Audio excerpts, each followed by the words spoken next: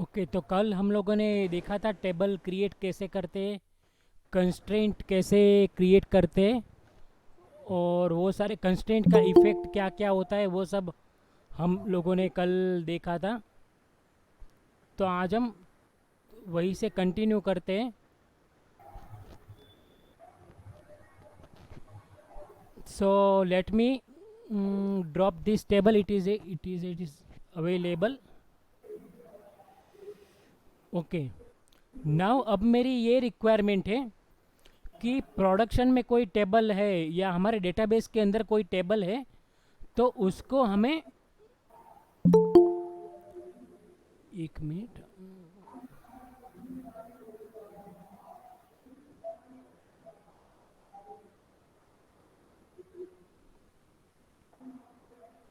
तो उस टेबल का हमें बैकअप लेना है। और क्या करना है कि हमें उस टेबल का सिर्फ, अरे 1 minute,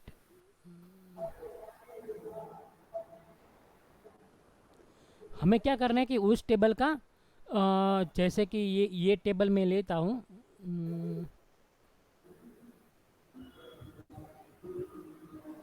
select star from,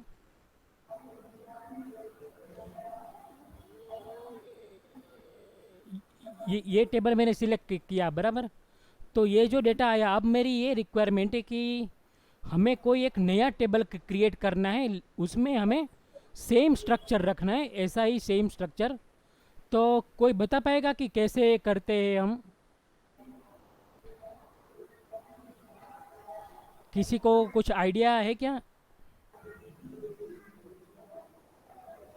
same structure लेना है, लेकिन हमें ये जो सारा डेटा है ना, वो डेटा कॉपी नहीं करना है, सिर्फ स्ट्रक्चर ही कॉपी करना है इस टेबल का। तो हम कैसे करेंगे, किसी को कोई आइडिया है?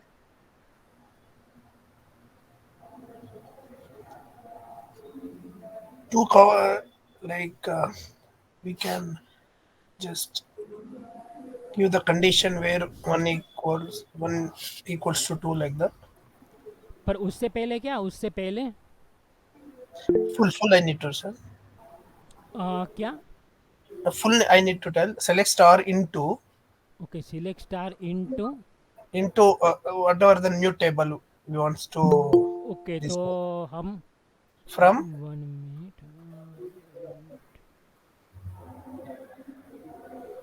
from सिलेक्ट स्टार इनटू, यहाँ पे मैं टेबल का नाम दे post. देता हूँ, Uh, 8102023 BKP okay. From From the table which we want to get the from data. This table Yeah. Sir, where one equals to two. Where 1 = 2। Okay, Yeah. Now let me execute this one. Okay, zero rows affected, right? Yeah. तो But only the structure and the schema and the columns will be copied. Okay, only the structure, schema and columns Uh, will be copied. copied. Now मुझे ये करना है कि भाई, मुझे साथ में मुझे डेटा भी कॉपी करना है, तो मैं क्या करूँगा? So where One equals to one. one equals to one. हाँ, 1 = 1 भी कर सकते हैं, राइट? और Yeah. मैं ये पूरा वेर क्लोज ही मैं एलिमिनेट कर दूंगा, Oh yeah, we can do it. We can तो भी do. चलेगा, राइट? Yeah.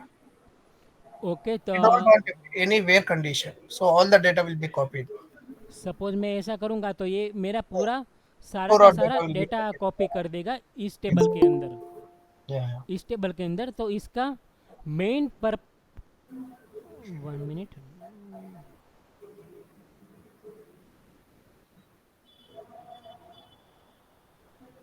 तो इसका मेन पर्पस क्या है कि हमें कभी कभी प्रोडक्शन में मेन टेबल के अंदर हमें कोई अपडेट मारने को आई, बराबर, अपडेट मारने को आई।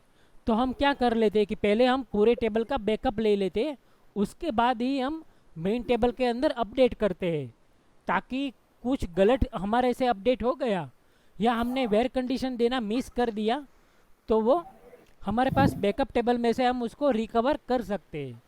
तो उसका मेन पर्पस ये होता है। ओके, किसी को कोई क्वेश्चन हो तो आप तुरंत पूछ सकते हो। Ashit? Yes.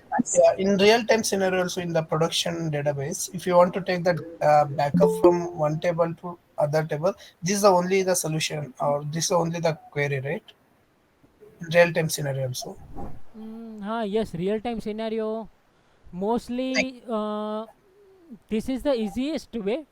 This is the okay. Easiest way. अगर कोई दूसरा वे, सपोज कोई टेबल बैकअप करके, डीबीए लोग, डीबीए जो होते हैं वो शायद टेबल बैकअप या डेटाबेस बैकअप भी लेते हैं पूरा, Mhm. तो वो दूसरा एक वे। लेकिन पर्टिकुलर टेबल लेवल पे ये सबसे इजीएस्ट वे है।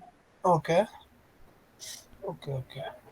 टेबल बैकअप वो सब डीबीएज और वो सब लेते हैं आई थिंक शायद, Mhm. बट डेवलपर इस तरीके से ही नॉर्मली यूज़ करते हैं। हेलो। यस। सर एक चीज़ मुझे पूछना था, आप थोड़ा सा स्क्रॉल अप करेंगे क्या ऊपर, जो आपने अभी कंडीशन सारे जो क्वेरी लिखे। ओके। तो सर जहाँ तक मुझे समझ में आया कि आपने कहा कि अगर अगर हम कोई टेबल को डिस्कार्ड कर, मतलब दूसरा टेबल बना रहे हैं, तो फर्स्ट टेबल का सारा चीज़ दूसरे टेबल में आना चाहिए विद द डेटा। ओके। तो सर आपने ये सिलेक्ट क्या कहते हैं इनटू जो डाला है यहाँ पे लास्ट में जो अंडरस्कोर 2 है, पर हमने तो वो ड्रॉप टेबल लिया है ना जो अंडरस्कोर 1 है लास्ट में, ये वाला जो ड्रॉप ओके। टेबल के पास आप ओके, है। ये वाला। हाँ जी हाँ जी, ये लिया है ना आपने यहाँ पे। तो इस टेबल का डेटा हम ये नीचे वाले फ्रॉम जो है इसमें डाल रहे हैं, या फ्रॉम। एक्चुअली पहले हाँ। ये टेबल मेरा पहले ऑलरेडी क्रिएटेड था। अच्छा। अभी हाँ मैं फिर से दिखाता हूँ, शायद ये हाँ कैन नॉट ड्रॉप, बिकॉज ये अभी एग्जिस्ट नहीं कर रहा है। तो अब मुझे, हाँ अब हाँ मैं इसको इनटू में डाल सकता हूँ क्योंकि ये हाँ। एग्जिस्ट नहीं कर रहा है। तो यहाँ पे मैंने डाल दिया, यहाँ पे। हम्म। फिर यहाँ पे मैंने वेर 1 = 2 कर दिया। हम्म, तो हाँ इसमें क्या करेगा कि ये फ्रॉम को क्लोज में जो टेबल है ना, सेल्स डॉट हाँ सेल्स ऑर्डर डिटेल्स, उसका हाँ स्कीमा जो है वो हाँ, पूरे का पूरा स्कीमा उठा के इसमें ले उठा लेगा, के इसके अंदर डाल देगा और सेल्स नया में डाल देगा। नया हाँ टेबल क्रिएट कर देगा। ठीक है, और डेटा के साथ आएगा जो भी डेटा ना फ्रॉम। ना, एक्चुअली नहीं। ये जो वेयर कंडीशन है ना, हाँ वो जी। उसके हाँ ऊपर डिपेंड है। अगर वेयर 1 = 2 है, बराबर। हाँ जी। 1 मिनट। हाँ अगर वेयर 1 = 2 है तो ये हाँ। कंडीशन कभी सेटिस्फाई होगी ही नहीं, राइट? क्योंकि 1 और 2 कभी इक्वल नहीं है, बराबर। नहीं है। हाँ हाँ, इक्वल करेक्ट। नहीं है। तो क्या होगा कि ये कंडीशन गलत होगी, लेकिन फिर भी ऊपर हम्म का जो है वो सेटिस्फाई हो जाएगा और वो हम्म एग्जीक्यूट कर देगा। मैंने शायद ओके ये कर दिया। तो इस केस हम्म, में ये आएगा कि 0 रोज इफेक्टेड। ठीक है। 0 रोज इफेक्टेड आया। अब क्या करेगा कि अब मैं हाँ। ये देखूंगा ना, select star from this table. Hmm hmm तो ये जो है hmm, select star from this table, तो इसका और सेल्स ऑर्डर डिटेल्स का ये पूरा ब्लैंक टेबल आएगा। ये ओके। इसके गॉट अंदर इट। डेटा नहीं आया, जो इसके अंदर है वही स्कीमा आया, लेकिन इसका डेटा नहीं आया। लेकिन अब मुझे ऐसा करना है कि इसका डेटा भी।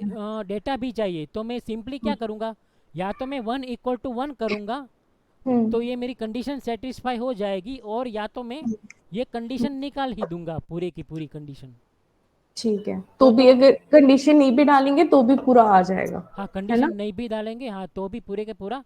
अब आ मुझे ये जाएगा। फिर से ड्रॉप करना पड़ेगा क्योंकि ऑलरेडी क्रिएटेड है, राइट? ठीक है। तो हम्म ये मैंने किया।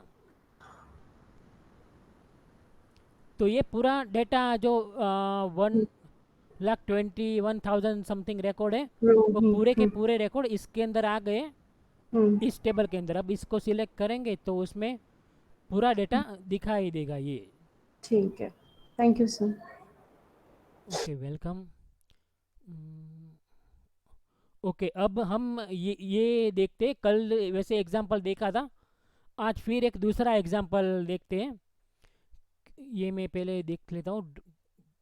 ड्रॉप। ओके, है ही नहीं। और ये, और यहाँ पे मेरे पास मल्टीपल डेटाबेस है, राइट? यहाँ पे एसक्यूएल सर्वर में आप देख सकते हो मल्टीपल डेटाबेस है। अब मुझे इसमें से, यहाँ पे मैं एडवेंचर वर्क्स में हूँ, राइट, अभी। लेकिन अब मुझे टी एस क्यू एल को टी एसक्यूएल पे मुझे क्वेरी करना है, तो मैं क्या करूँगा यहाँ पे? किसी को कोई कमांड पता है किसी को? use database. Okay, right use database T SQL, और ये मैंने किया एग्जीक्यूट। तो अब मेरा डेटाबेस चेंज हो जाएगा। अब मैं फिर देख लेता हूँ कि ये मेरा टेबल एग्जिस्ट है कि नहीं है।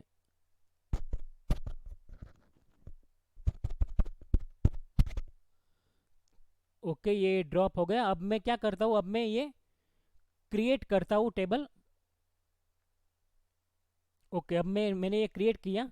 तो यहाँ पे ऑर्डर आईडी में सेम जो कल हमने कस्टमर टेबल में आइडेंटिटी देखा था वही है, और ऑर्डर आईडी को कंस्ट्रेंट भी डिफाइन किया है प्राइमरी की।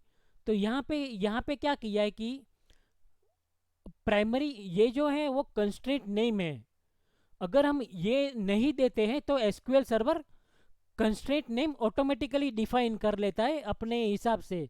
लाइक पी के अंडरस्कोर कुछ नंबर दे देगा, पी के अंडरस्कोर O234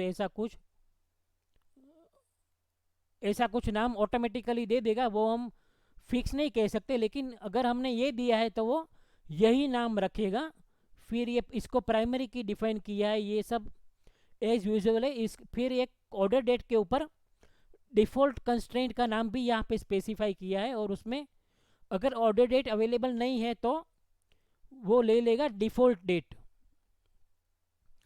मतलब सिस्टम डेट ले लेगा। फिर शिप कंट्री है और फ्रेट है। ये वही लिखा है कि ऑर्डर आइडेंटिटी प्रॉपर्टी क्या करता है। अब मैं इसके अंदर इंसर्ट करता हूँ। तो यहाँ पे मैंने क्या किया है कि कस्टमर आईडी से स्टार्ट किया है। कस्टमर आईडी 1 2 3 4 5 कॉलम है, राइट। 1 2 3 4 5, तो ये 5 कॉलम के लिए मैं इंसर्ट कर रहा हूँ। ऑर्डर आईडी लेने की ज़रूरत नहीं है क्योंकि वो आइडेंटिटी कॉलम है, राइट। तो ये मेरा एक रिकॉर्ड इंसर्ट हो गया।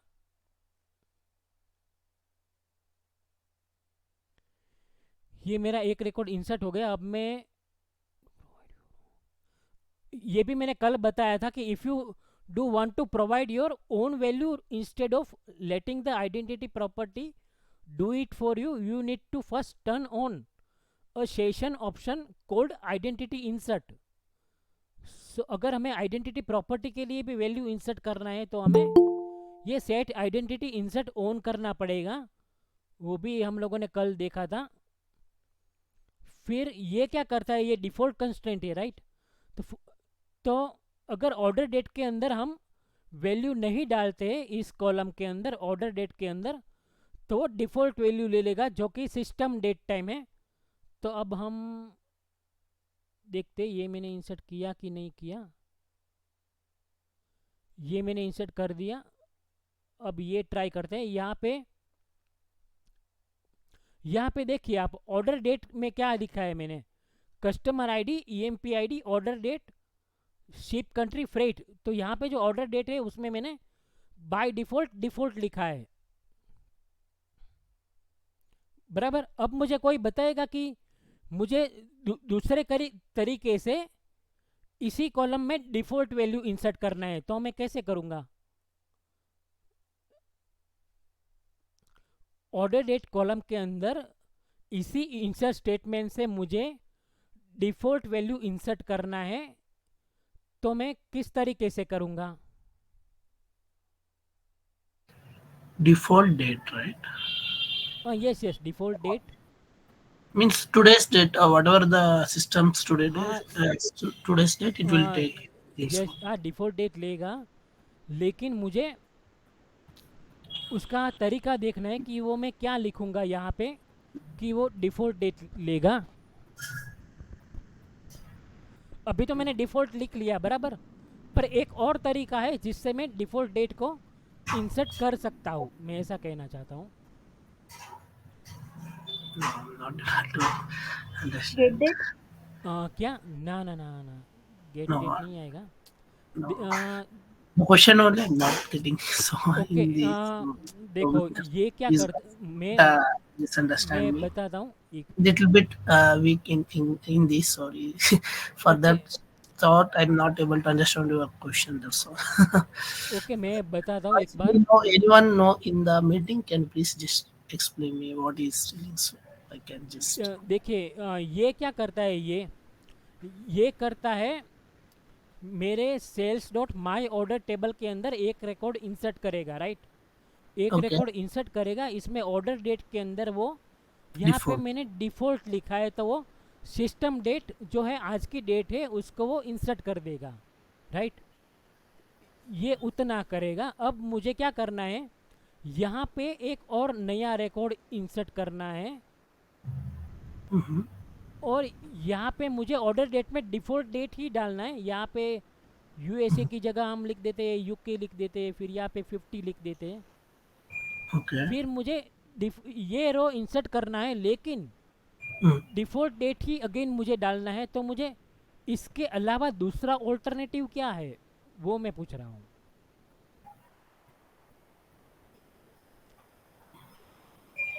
यही रो मुझे इंसर्ट करना है, 44, 18, Mm-hmm. फिर 50 जो है यूके है, यही रो इंसर्ट करना है.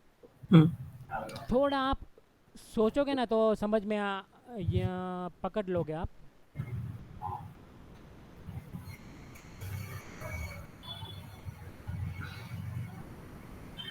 किसी को It will, idea? it will take the default value again. No. हाँ, डिफ़ॉल्ट वैल्यू ही लेना है, लेकिन उसका दूसरा तरीका क्या है वो मैं पूछ रहा हूँ. Default value.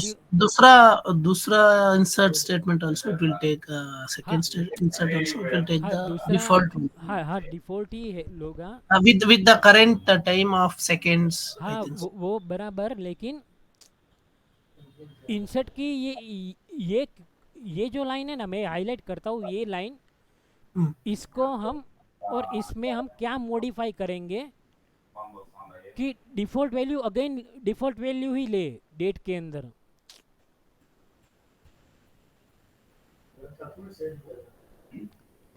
मैंने कल भी बताया था. किसी का किसी का आवाज़ बैकग्राउंड में आ रहा है. कोई और है क्या स्पीकर? ठीक है, मैं बता देता हूँ. डिफ़ॉल्ट का क्या है, अगर हम डिफ़ॉल्ट लिखते हैं, बराबर मैन्युअली डिफ़ॉल्ट लिखते हैं, तो वो डिफ़ॉल्ट देता है, राइट. अगर मैं यहाँ से ये ऑर्डर डेट को हटा दूंगा तो मुझे क्या देगा, ट्राई करते हैं. तो अभी मुझे वो डिफ़ॉल्ट ही देगा, राइट. ऑर्डर डेट को मैंने हटा दिया तो अभी वो मुझे वो डिफ़ॉल्ट ही देगा, राइट. तो मैं ये जानना चाहता था, मल्टीपल वेज, कोई एक काम करने के मल्टीपल वेज होते हैं. अब ये देखते हैं. इफ़ यू डोंट सो हम अगर स्पेसिफाई नहीं करें डिफॉल्ट वैल्यू तो वो ऑटोमेटिकली उसमें इंसर्ट कर देगा. हाँ, ऑटोमेटिकली वो इंसर्ट कर देगा, लेकिन उसी केस में करेगा जहाँ पे हमने डिफ़ॉल्ट डिफाइन किया है. डिफ़ॉल्ट डिफाइन किया है उसी कॉलम को हम मेंशन नहीं करेंगे तो चलेगा. अगर कोई मैंडेटरी कॉलम है उसको हम डिफ़ॉल्ट नहीं मेंशन किया है तो वो हमें देना ही पड़ेगा वैल्यू. तो वो देना ही पड़ेगा. Okay, got it. Thank you. Okay.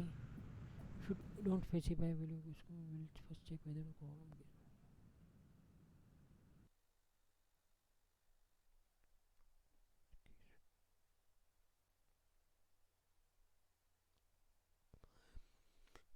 अब ये 3 रिकॉर्ड इंसर्ट करने की ट्राई करते हैं. ये भी हो गया. अब यहाँ पे क्या है कि ये मल्टीपल, ये जो है इंसर्ट, इसमें मैं एक साथ 3 रिकॉर्ड इंसर्ट किया, राइट. अभी आपने ऊपर देखा होगा कि ऊपर हम इंसर्ट में एक ही रो इंसर्ट कर रहे थे 1 बाय 1, राइट. यहाँ पे हमने 1 किया, फिर वहाँ पे हमने 1 किया, फिर ऊपर भी कहीं शायद यहाँ पे भी हमने एक एक रो ही इंसर्ट किया था. लेकिन इस स्टेटमेंट से हम एक साथ 3 रोज इंसर्ट करते हैं. तो ये क्या है कि भाई इंसर्ट स्टेटमेंट हम मल्टीपल कितने तरीके से कर सकते हैं ये अभी मैं दिखा रहा हूँ। तो ये उसका दूसरा तरीका है कि एक साथ हमने 3 रो इंसर्ट कर दिया। तो यहाँ पे हमने क्या किया कि सारे पैरामीटर दे दिए, सारे कॉलम जो है वो सारे दे दिया, फिर ये एक रो इंसर्ट किया, उसके बाद हमने कॉमा दे दिया, फिर ये दूसरा रो इंसर्ट किया, उसके बाद हमने अगेन कॉमा दे दिया, और फिर तीसरा रो इंसर्ट किया और स्टेटमेंट को क्लोज कर दिया। यहाँ पे हम मल्टीपल रोज एज मच एज पॉसिबल हम दे सकते हैं, जितना चाहे उतना। लेकिन यहाँ पे हमें हर बार कॉमा करना पड़ेगा और लास्ट स्टेटमेंट में सेमीकोलन देना पड़ेगा। तो यहाँ पे वो 6 रो इंसर्ट करेगा। तो ये इंसर्ट करने का दूसरा तरीका। तो SQL में semicolon we can skip semicolon, but हाँ, PL/SQL में it works, I mean it does not work without semicolon, right? Means यहाँ पे ये जो किया है वो हाँ कह रहे हो ना? हाँ जी, हाँ जी। Okay, yes yes right. PL/SQL में semicolon is mandatory to closing the statement, but SQL में without providing semicolon it will execute the statement. Yes yes right. यहाँ पे अगर हम देते तो भी चलेगा, अगर नहीं देते तो भी चलेगा। हाँ जी, हाँ जी, राइट। एक minute. Note that the entire statement is considered one transaction. यहाँ पे क्या है कि ये पूरा जो स्टेटमेंट है ये पूरा एक सिंगल स्टेटमेंट है। Considered as a one transaction means single transaction है, meaning that if any one row fails to enter the target table, the entire statement fails and no row is inserted. It means कि अगर ये 6 में से कोई भी एक रो fail होता है इंसर्ट होने में, तो ये पूरा ट्रांजेक्शन फेल हो जाएगा और कोई भी रो टेबल के अंदर इंसर्ट होगा नहीं, because it is consider as a single transaction, right. अब क्या है कि इंसर्ट सिलेक्ट, ओके।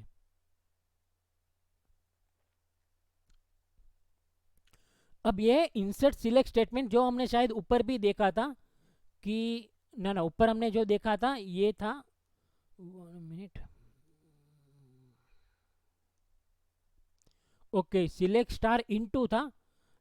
तो ये एक दूसरी चीज है। ऊपर हमने जो देखा था वो था सिलेक्ट स्टार इनटू था, राइट। Select star into some table name and from table name, and condition is where 1 equal to 2, this is optional condition not mandatory, right।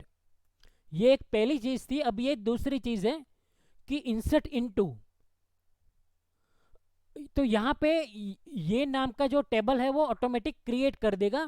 Select star into में वो क्या करेगा कि टेबल क्रिएट करेगा, या तो उसका स्कीमा के साथ टेबल क्रिएट करेगा या स्कीमा और डेटा के साथ टेबल क्रिएट करेगा। लेकिन इंसर्ट इनटू में क्या करेगा, इंसर्ट इनटू में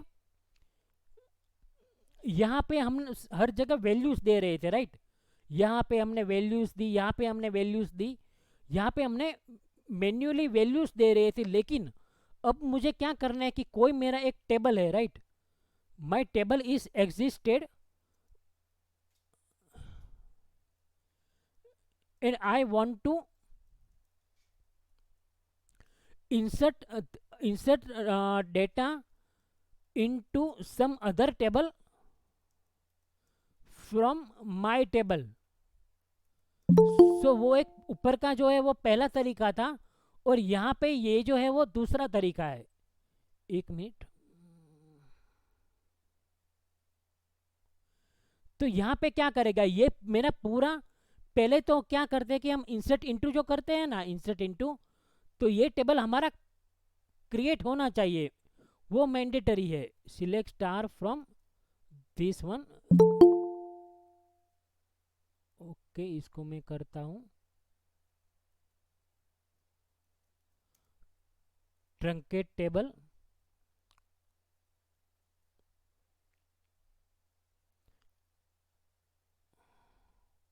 अब ये मेरा पूरा टेबल खाली होगा, लेकिन इसके अंदर मेरे कॉलम अवेलेबल है।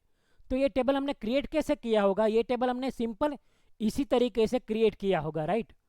अब हमें क्या करना है कि हमारे पास कोई डेटा है सेल्स डॉट ऑर्डर्स टेबल में, जो क्वेरी मैंने यहाँ पे लिखा हुआ है, तो ये मैं क्वेरी दिखाता हूँ। सेल्स डॉट ऑर्डर टेबल में ship country equal to Norway है, राइट। तो ये क्या करता है, पहले तो हम पूरा टेबल सिलेक्ट करते हैं जिसमें इतने सारे रिकॉर्ड है, 830 है। बट अब हमें क्या करना है कि नॉर्वे का डेटा हमें किसी टेबल के अंदर इंसर्ट करना है, नॉर्वे का डेटा ही किसी टेबल के अंदर हमें इंसर्ट करना है। तो हम कैसे करेंगे, तो हम पहले नॉर्वे को हम वेयर क्लोज में सिलेक्ट कर लेंगे कि where country is equal to Norway. 1 minute,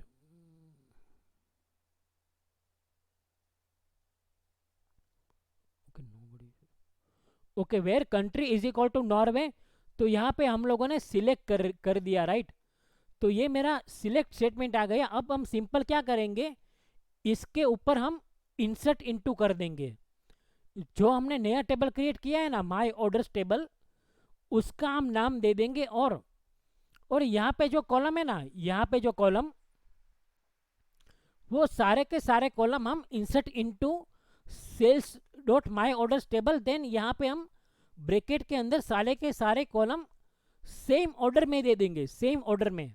it means यहाँ पे अगर ऑर्डर आईडी पहला है तो यहाँ पे ऑर्डर आईडी पहला ही आएगा, फिर यहाँ पे कस्टमर आईडी दूसरा है तो यहाँ पे कस्टमर आईडी दूसरा ही आएगा। ये ऑर्डर सिलेक्ट का ऑर्डर, ये और ये इंसर्ट इनटू का ऑर्डर सेम ही आएगा, बराबर। अब हम देखते हैं,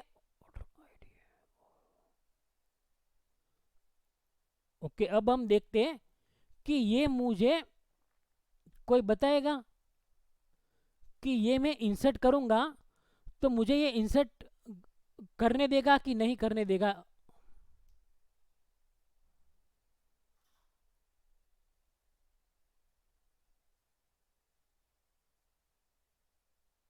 हेलो,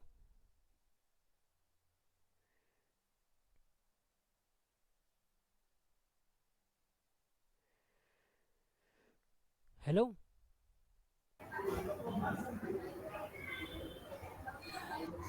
हाँ, ये मुझे ये इंसर्ट करने देगा कि नहीं करने देगा।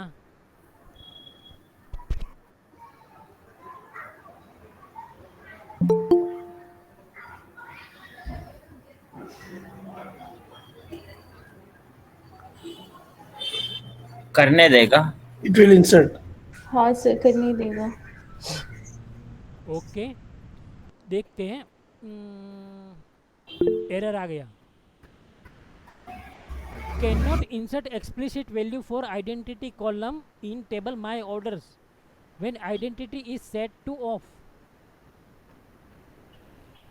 तो ये मैंने आपको कल भी बताया था, ये मैंने आपको कल भी बताया था कि आइडेंटिटी कॉलम में हम इंसर्ट नहीं करते आइडेंटिटी कॉलम। और ये ऑर्डर आईडी जो है ना, ऑर्डर आईडी, ये हमारी आइडेंटिटी कॉलम है, तो उसके अंदर हमें मैन्युअली इंसर्ट करने नहीं देगा वो। तो We have to set on, right? Set identity.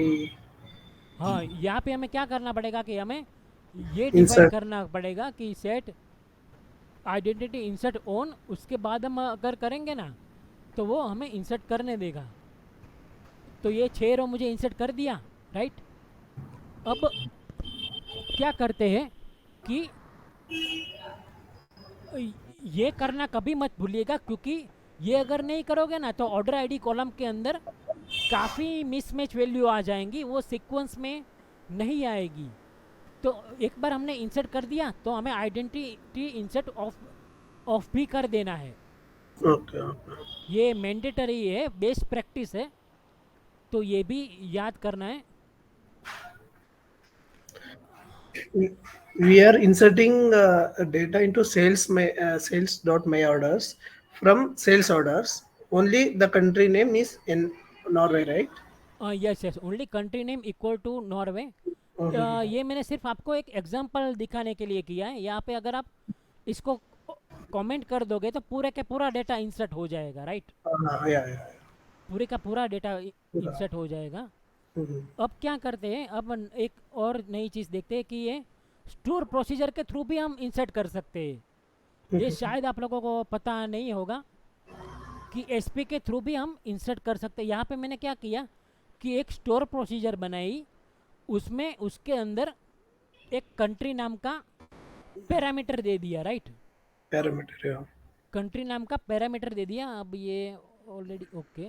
We have to give the input parameter, right? अब क्या करेंगे कि यहाँ पे मैंने एक बार फिर से सेट आइडेंटिटी इंसर्ट ऑन कर दिया, राइट। सर एक बार स्टोर प्रोसीजर के बारे में डिटेल में बता दो।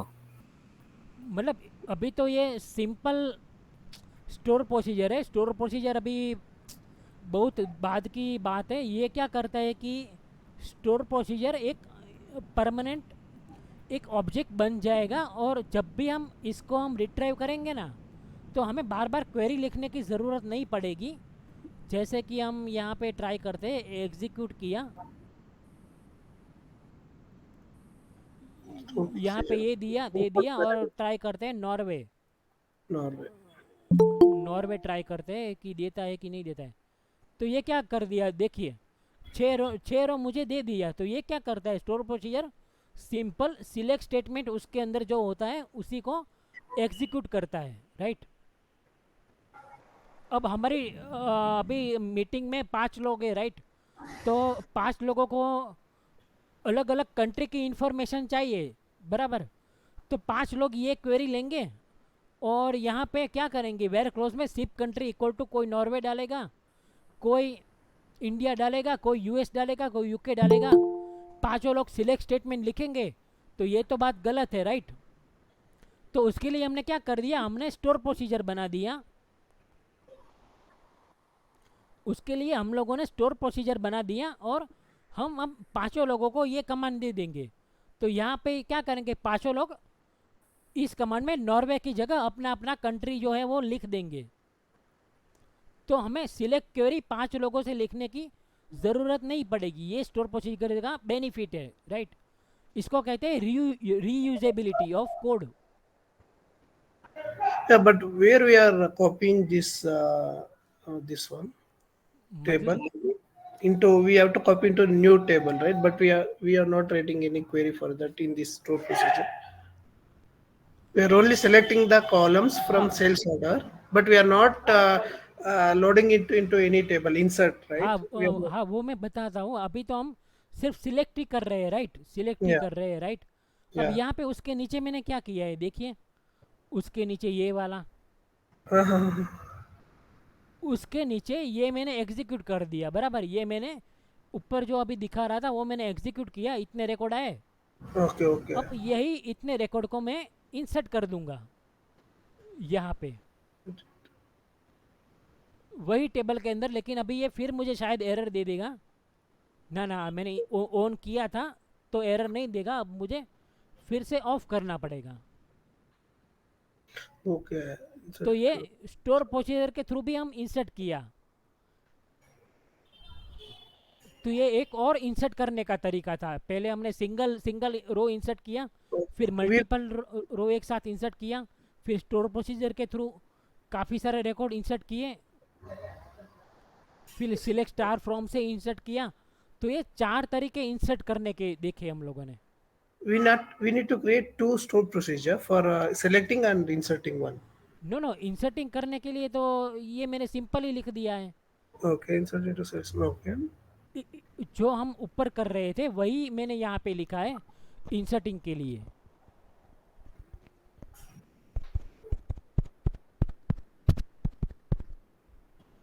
राइट।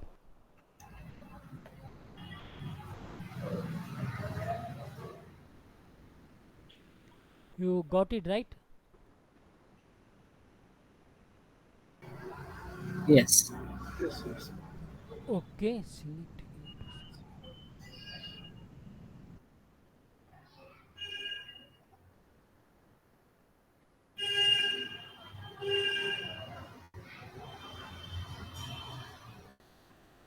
अब ये जो है the statement creates the target table based on the definition of the source and inserts the result rows from query into that table. तो ये जो है the statement copies from the source some aspects of the data definition like column names. तो जब हम select star into करते हैं तो वो column name, types, nullability, identity property और डेटा भी कॉपी करता है, पर वो इंडेक्स कॉपी नहीं करता है। ये लिखा है कि अगर मेरे मेन टेबल के अंदर कोई इंडेक्सेस क्रिएट किया हुआ है तो वो इंडेक्स मेरे टारगेट टेबल में वो कॉपी नहीं करेगा, वो हमें मैन्युअली क्रिएट करना पड़ेगा। इंडेक्स है, कंस्ट्रेंट है, ट्रिगर है। If you want to include these aspects, you need to script them from the source and apply them to the target. अब मैं यहाँ पे दिखाता हूँ कोई सेल्स डॉट ऑर्डर्स।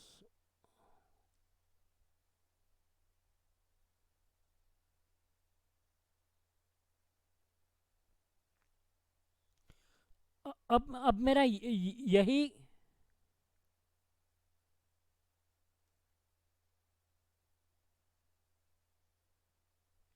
यहाँ पे जाके हम अगर न्यू क्वेरी एडिटर विंडो देखेंगे ना तो पूरी डेफिनेशन आ जाएगी।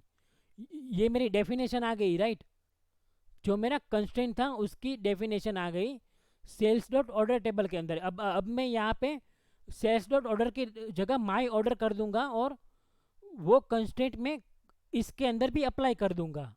यही वो कहना चाहता है जो लिखा है ना, वो कि हमें मैन्युअली क्रिएट करना पड़ेगा। कंस्ट्रेंट है, इंडेक्सेस है, ट्रिगर है, वो सब मैन्युअली क्रिएट करना पड़ेगा।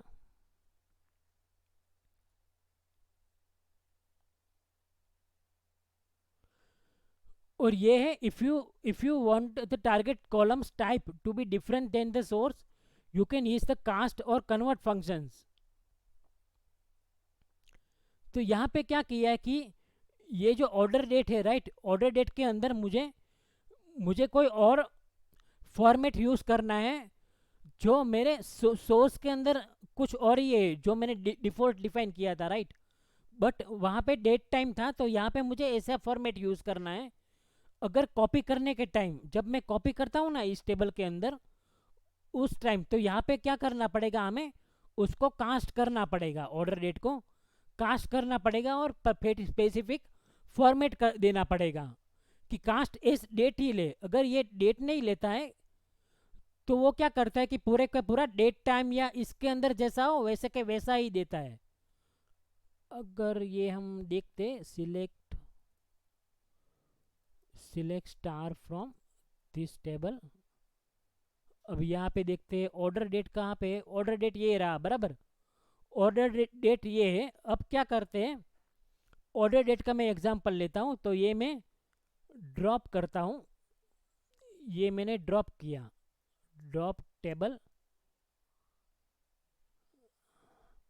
ये मैंने ड्रॉप किया। अब मैं क्या करता हूँ, ये मैं कॉपी करता हूँ, ये मैंने कॉपी किया। अब क्या करता हूँ, इस टेबल में से मैं डेटा सिलेक्ट करता हूँ। तो नॉर्मली क्या होता है कि हम लोगों ने देखा, ये कंडीशन में यहाँ पे डाल देता हूँ,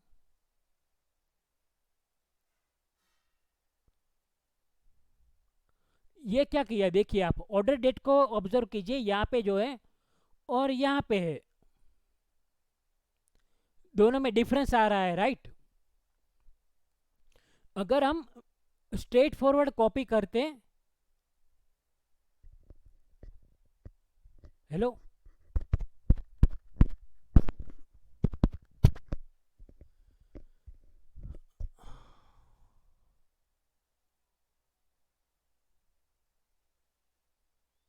you are able to hear, right? Yes. Okay okay. अगर हम स्ट्रेट फॉरवर्ड कॉपी करते तो क्या होता कि ऑर्डर डेट के अंदर जो है वही का वही वैल्यू आ जाता, लेकिन मुझे टाइमिंग नहीं चाहिए था। ये जो 00000 है ना, वो सब नहीं चाहिए था।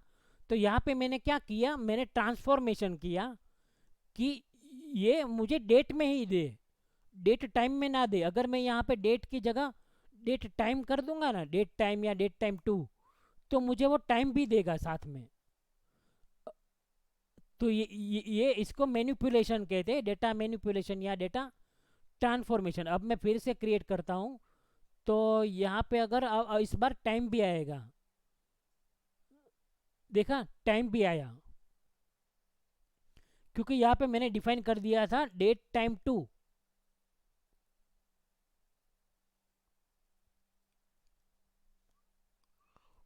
अब तक, और ये क्या है कि remember select into does not copy constraint from the source table. So if you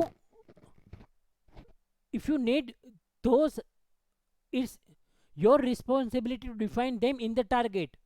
For example, the following code defines a primary key constraint in the target column. तो मैं यहाँ पे भी मैंने कहा था कि इंडेक्स जो है कंस्ट्रेंट है वो सब कॉपी नहीं करता है, तो वो हमें मैन्युअली डिफाइन करना होता है, और ये हम इस तरीके से हम मैन्युअली डिफाइन कर देंगे, कोई भी कंस्ट्रेंट हमारी रिक्वायरमेंट हो उस हिसाब से।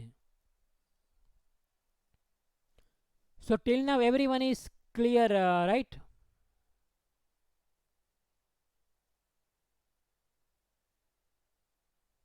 या किसी को कुछ पूछना हो कोई तो पूछ सकते हो आप। Clear clear.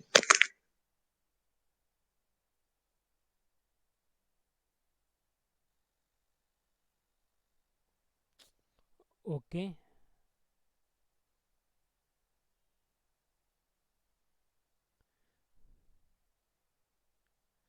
Okay. So now हम थोड़ा बहुत अपडेट का देख लेते हैं।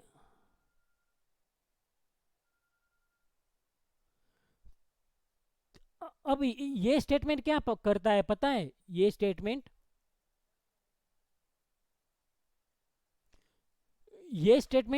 डेटा पूरे डेटाबेस के अंदर चेक करेगा कि डेटाबेस के अंदर सेल्स डॉट माई ऑर्डर्स नाम का कोई टेबल अवेलेबल है कि नहीं है। अगर वो टेबल अवेलेबल है, अगर वो टेबल अवेलेबल है, इज नॉट नल मतलब वो है, तो वो क्या कर देगा, उसको वो ड्रॉप कर देगा। तो देखते हैं यहाँ पे वो ड्रॉप कर देगा, फिर इन सब में भी ऐसा ही करेगा। यहाँ पे यू का क्या मतलब है? यू का मतलब आई थिंक ऑब्जेक्ट या टेबल देख लेते हैं हम।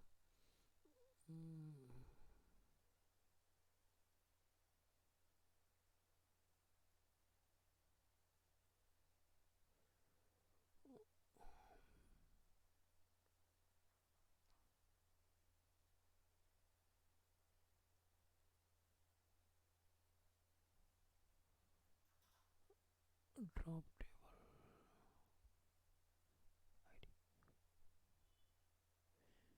it is deleted if table does not read the drop statement is not executed. What is the meaning of you?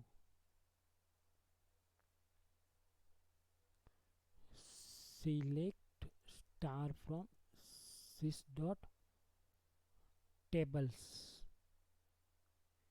Okay, ये मतलब है, देखिए यहाँ पे क्या लिखा है, टाइप लिखा है, टाइप।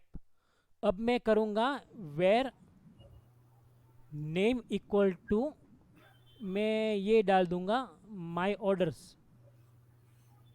पता नहीं एक्चुअली हम लोगों ने ड्रॉप कर दिया, एक मिनट ये क्रिएट करके देखते हैं। ओके, ये क्रिएट हो गया। अब इसका हम देखते हैं माई कस्टमर्स, यहाँ पे देखेंगे ना तो ये मेरा यू आएगा, देखिए आया ये U. Okay, got it. I believe ये टाइप जो है U as user a table, user user defined and S means system defined. यहाँ पे डिस्टिंक्ट टाइप है क्या, डिस्टिंक्ट टाइप?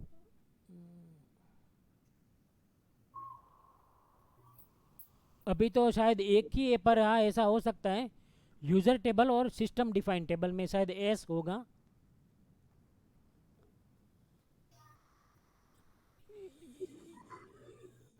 तो हमें पूरे पूरे डेटाबेस के टेबल के नाम चाहिए, तो हम इसके अंदर देख सकते हैं sys डॉट टेबल्स के अंदर फिर एक और आता है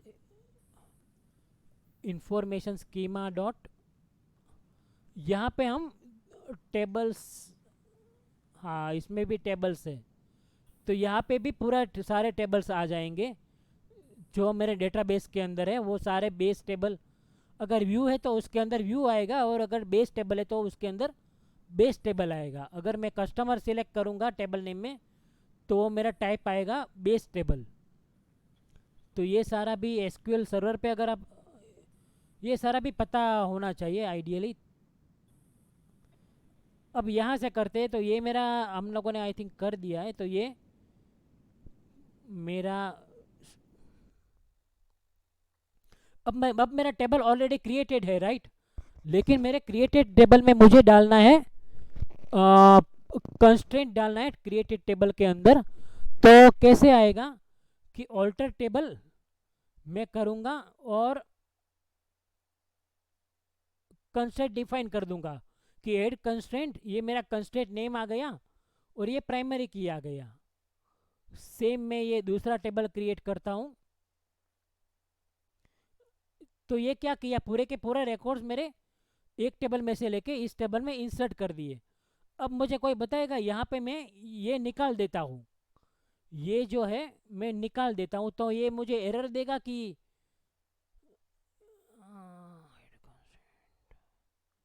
एरर देगा कि नहीं देगा।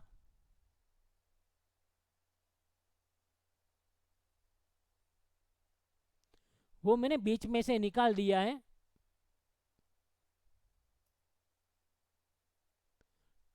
ट्राई करते हैं, let me try it in context, incorrect syntax near primary key add constraint.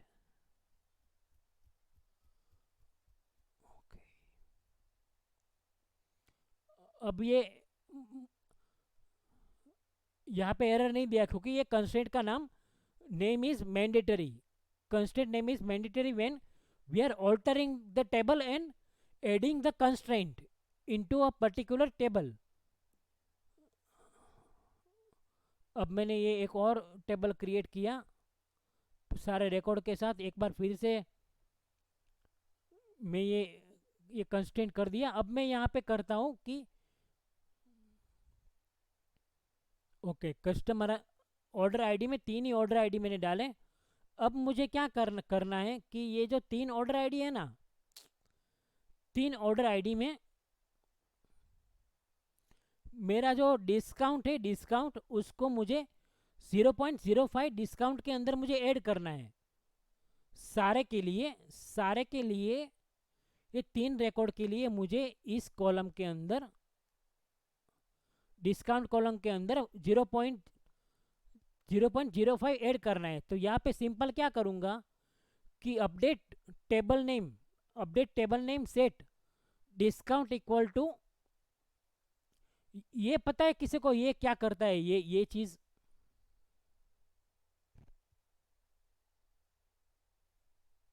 ये जो एग्जिस्टिंग वैल्यू है उसमें एडिशन कर देगा, प्लस जो है सिंबल। हाँ, ये एग्जिस्टिंग जो वैल्यू है उसको हम सिंपली ऐसे भी लिख सकते हैं, इक्वल टू डिस्काउंट प्लस 0.05।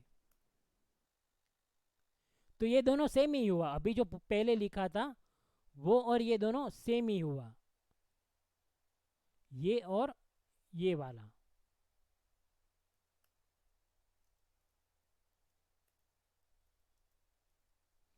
तो यहाँ पे मैं ऐड करूँ, यहाँ पे मैं वो करूँगा तो मेरा आ जाएगा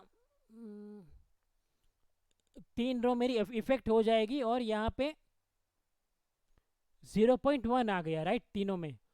अब मुझे कोई और बताएगा कि मुझे क्या करना है, माइनस अगेन करना है, जो हम लोगों ने अपडेट कर दिया था ना वो माइनस करना है, लेकिन इसको मुझे दूसरे तरीके से लिखना है। अब मैं इसका दूसरा तरीके से मैं कैसे लिख सकता हूँ, अपडेट स्टेटमेंट ही लिखना है पर दूसरे तरीके से, और यही 3 रो को मुझे अपडेट करना है।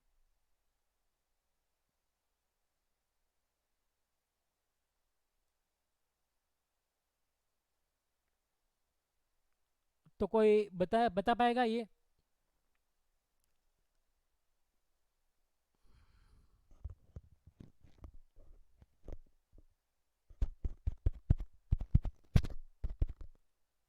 Hello?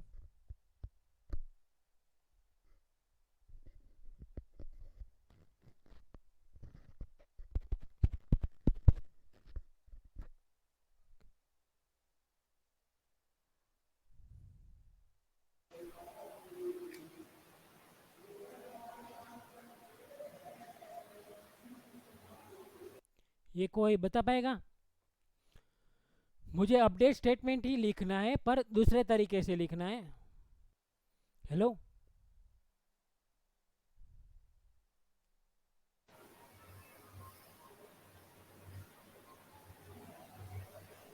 We are able to hear your voice, sir. क्या? Able to hear your voice. Okay okay. हाँ, यहाँ पे मुझे ये अपडेट स्टेटमेंट लिखना है, तो वो अपडेट स्टेटमेंट मैं कैसे लिखूँगा दूसरे तरीके से, वो कोई बता सकता है क्या?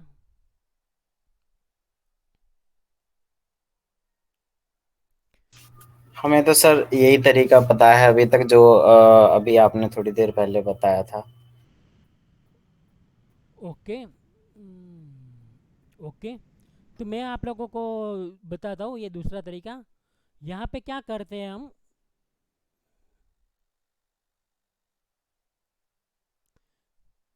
ये मैंने सिलेक्ट कर लिया, राइट। फ्रॉम में यहाँ पे मैंने दे दिया। अब मैंने दिया ये वेरी क्लोज में मैंने दिया ये, फिर यहाँ पे मैं एस दे दूंगा, सेट एस डॉट। मुझे अपडेट क्या करना है, डिस्काउंट करना है, और डिस्काउंट में अपडेट क्या करना है, एस डॉट डिस्काउंट प्लस 0.05। तो ये आ गया मेरा दूसरा तरीका। अब मैं ये अपडेट करूँगा तो 3 रो मेरी अपडेट हो गई, 3 रो। और यहाँ पे देखूँगा तो मेरा फिर से 1.5 हो गया, क्योंकि यहाँ पे भी मैंने अपडेट किया था और यहाँ पे भी किया, 2 बार किया। अब आप ऑब्जर्व कर सकते हो ये दोनों में डिफरेंस क्या है।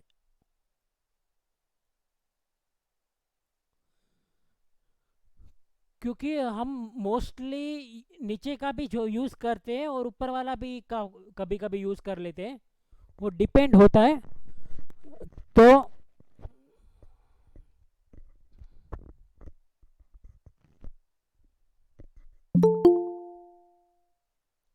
डिफरेंस कुछ भी नहीं है। डिफरेंस हमने ये है कि यहाँ पे हम लोगों ने ये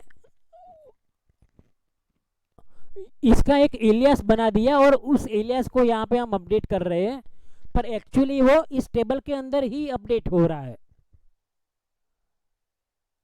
एक्चुअली वो टेबल के अंदर ही अपडेट हो रहा है। 1 मिनट।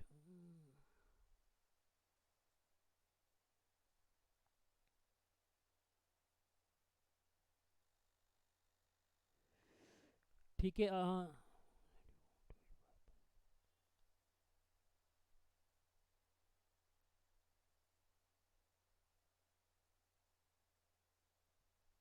अब यहाँ पे क्या किया है कि ये जो है पूरा देखिए कि as an example suppose that you want to add a 5% discount to order lines associated with orders placed by customer from Norway.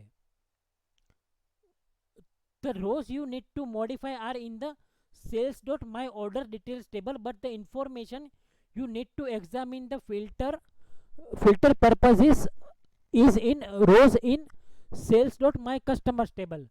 तो यहाँ पे क्या करता है कि हमें इसके अंदर माई ऑर्डर्स के अंदर the rows you need to modify are in the sales.myOrders table। तो इसके अंदर जो रोज है वो हमें मॉडिफाई करनी है। We want to update data into this table, but problem क्या है कि यहाँ पे हम सिलेक्ट करेंगे ना, इसको हम सिलेक्ट करेंगे, select star from this one, तो यहाँ पे मेरा कोई नॉर्वे, हमें नॉर्वे के कस्टमर के लिए ही अपडेट करना है। तो हम कैसे करेंगे? यहाँ पे तो कस्टमर की कोई इन्फॉर्मेशन ही नहीं है हमारे पास, कस्टमर की कोई इन्फॉर्मेशन ही नहीं है हमारे पास। तो इसको हम फिर दूसरा जो टेबल है वहाँ पे जाएंगे। तो ये मेरा रहा दूसरा table, select star from this one, और फिर एक और टेबल आएगा, select star from sales dot my customers. अब यहाँ पे देखते हैं दोनों को टॉप टू हम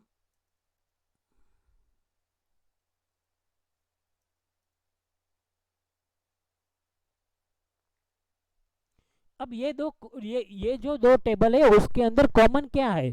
तो कॉमन है order ID and order ID column, right?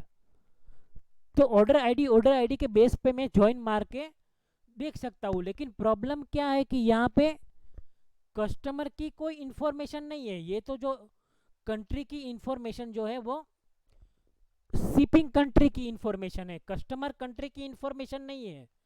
तो अब यहाँ पे हमें कस्टमर टेबल को भी देखना पड़ेगा।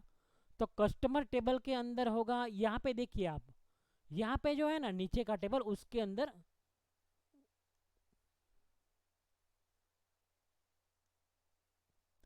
कस्ट आईडी है, राइट? कस्ट आईडी, लेकिन ऊपर के टेबल में कस्ट आईडी नहीं है। तो इसका टेबल हमें, इसका कस्ट आईडी हम इसके कस्ट आईडी के साथ ज्वाइन मारेंगे।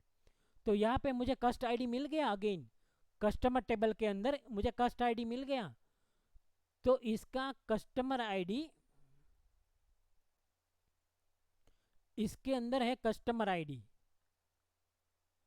और इसके अंदर एक और चीज़ है, वो है, वो हम देखते हैं order ID. I think it is order ID, right? So ये इसका ऑर्डर आईडी, और इसके अंदर मेरा है ऑर्डर आईडी अगेन।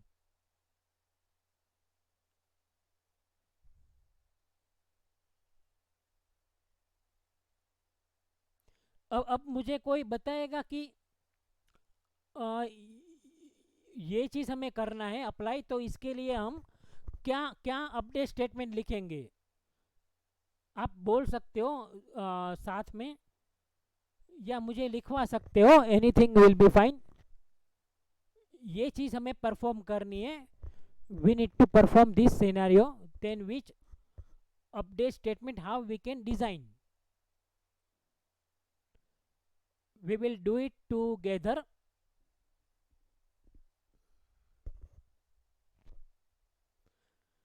आप में से कोई भी साथ में बोलिए तो ज़्यादा मज़ा आएगा।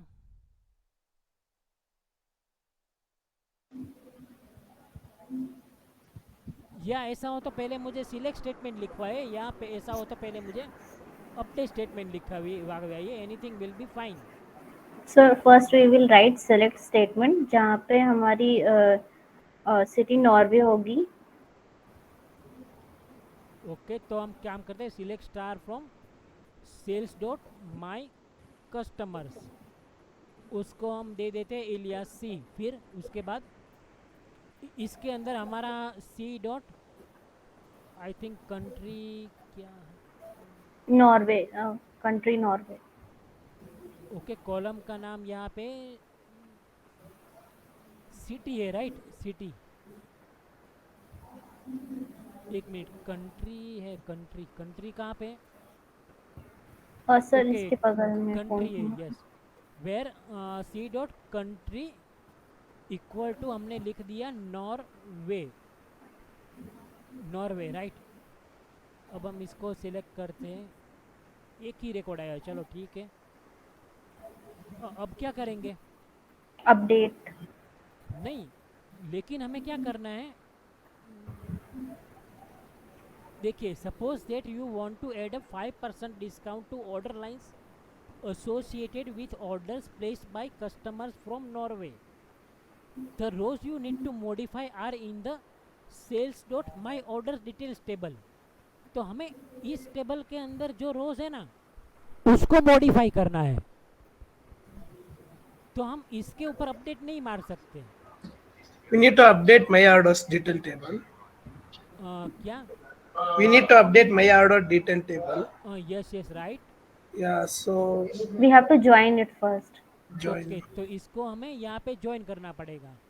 So start from a join, inner join. We can do inner join. Okay, try करते हैं. Inner join this Says table my. SM or we can give anything. Okay, okay, alias my details. Okay, on.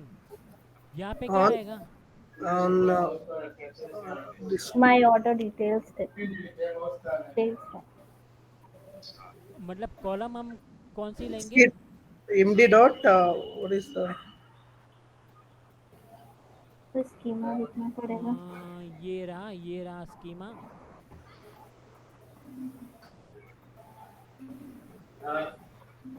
Order ID. Okay, order ID लेंगे. Okay, और यहाँ पे C dot? C dot. Order है. C dot. पहले तो ये my customer and my order table में join लगाना पड़ेगा to find out the order. Exactly, yes right. तो पहले मुझे ज्वाइन मारना पड़ेगा माय ऑर्डर्स में.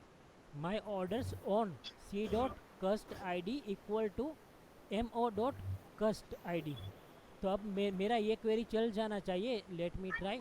चल गया ये क्वेरी बराबर. अब मुझे ये टेबल ज्वाइन करना पड़ेगा. इसमें M D dot order I D equal to M O dot order I D. क्योंकि मेरा कस्टमर के अंदर तो ऑर्डर आई डी है ही नहीं, तो मैं ज्वाइन कैसे मारूंगा? ज्वाइन नहीं मार सकता, राइट? तो ये मेरा परफेक्ट ज्वाइन बन गया. अब मैं क्या करूँगा? Where C dot country equal to मैं करूँगा नॉर्वे. तो ये मैंने किया नॉर्वे. अब शायद एक रो आएगा, देखते हैं. ना यहाँ पे तो काफ़ी सारे रो आए. ओके, क्योंकि कस्टमर में एक है लेकिन ऑर्डर में 15 रिकॉर्ड है. चलो, अब मैं अपडेट कैसे करूँगा?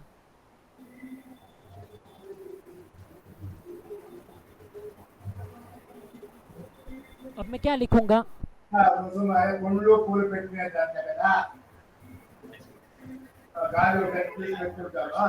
सर 5% डिस्काउंट किस चीज पे देना है? 5% डिस्काउंट हमें देना है. डिस्काउंट कॉलम जो है ना, डिस्काउंट. हाँ, इसी कॉलम पे मुझे 5% डिस्काउंट देना है. मतलब इसी में मुझे 5% एडिशनल डिस्काउंट देना है इसी पे. ओके, तो डिफॉल्ट लिख के उसको 5% से अपडेट कर देंगे. लेकिन डिफ़ॉल्ट की जगह हम इसमें ही 5% ऐड कर दे तो, इसी के अंदर ही हम 5% ऐड कर दे तो सर सबके लिए हो जाएगा ना, मतलब जितनी भी कंट्रीज हाँ. हैं. लेकिन नॉर्वे में सभी के लिए हमें करना है. नॉर्वे में 15 रिकॉर्ड है, तो 15 रिकॉर्ड के लिए हमें 5% ही करना है. सर अभी तो हम लोगों ने ज्वाइन करके नॉर्वे का एक फिल्टर लगा दिया है, ठीक है. अब हमने जब वो निकाल दिया है तो उसको डिस्काउंट में ही सिर्फ डिफॉल्ट करके हम 5% ऐड कर देंगे. तो नॉर्वे में तो सिर्फ ऐड होगा.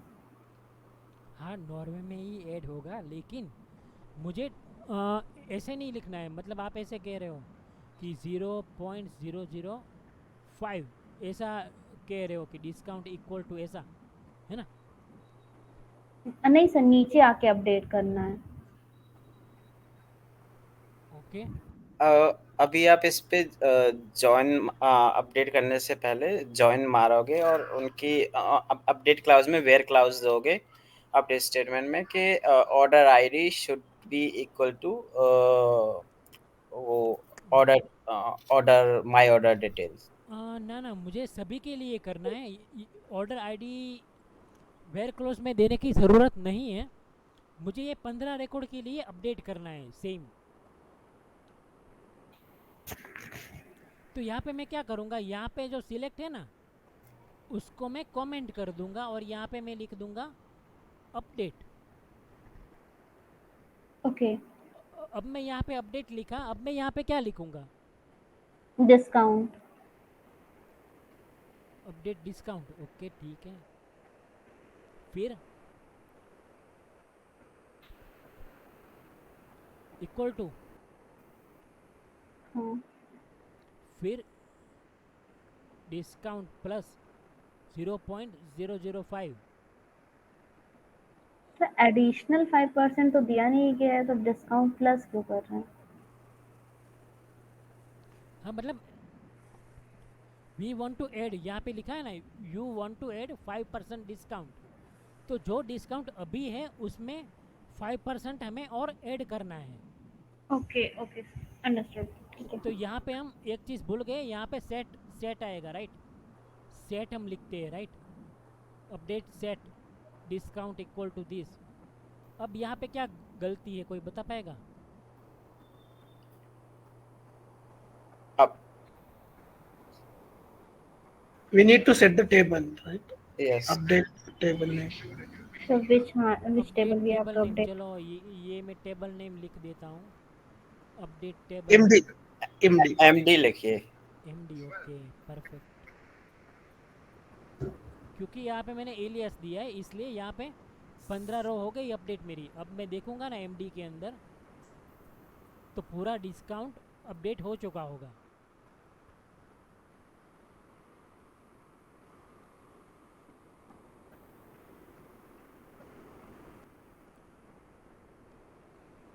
ओके मुझे ये वेर कंडीशन देनी पड़ेगी।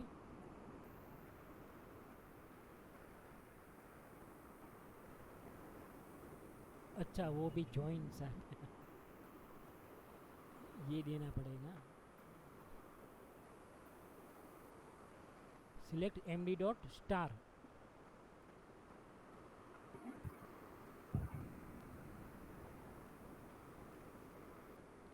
ये हो गया सबमिट राइट 15 रिकॉर्ड के अंदर। अब मुझे ये करना है कि सपोज कस्टमर के भी सारी कॉलम मुझे देखनी है। सपोज मैं यहाँ पे स्टार कर दूंगा तो ये मुझे क्या करेगा, सारे के सारा दिखाएगा राइट, सभी टेबल की सारी कॉलम दिखाएगा। सर ये जो दोनों ज्वाइन किए दोनों टेबल इंक्लूड करता है ना ये?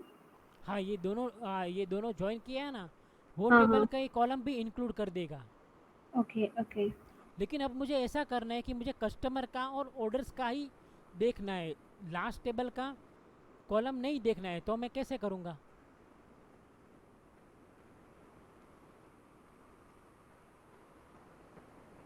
समझ में आ गया मेरा क्वेश्चन? टेबल एरियास आप मेंशन करो पहले, फिर उसके बाद स्टार लगा दो। ओके तो यहाँ पे मैंने लिखा md डॉट स्टार, फिर सिर्फ एमडी लिखो, ओके कॉमा, कॉमा। एक फिर दूसरी टेबल दो। चलो एक काम MO। करते हैं, पहले दो टेबल के चाहिए, चलो पहले दो टेबल के, तो यहाँ पे सी लिखा, फिर कॉमा, फिर दूसरी टेबल एमडी, एम नहीं दूसरा टेबल MO, MO, फिर MD। नहीं अब मुझे पहले दो टेबल के ही चाहिए, कस्टमर अच्छा और okay, my orders my table. Orders. Okay okay अब क्या करूँ? स्टार स्टार कॉमा करके स्टार स्टार लगाओ कि ऐसे ही लगा दो? नहीं, C star and MO star, C dot star comma comma MO dot star ऐसे आएगा। तो सी के बाद डॉट नहीं लगा।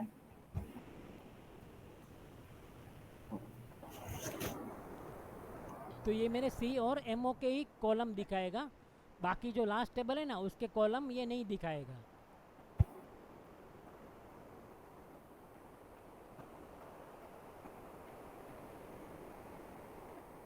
ये हमने देखा in we want to update data into this table, ये हम लोगों ने देखा।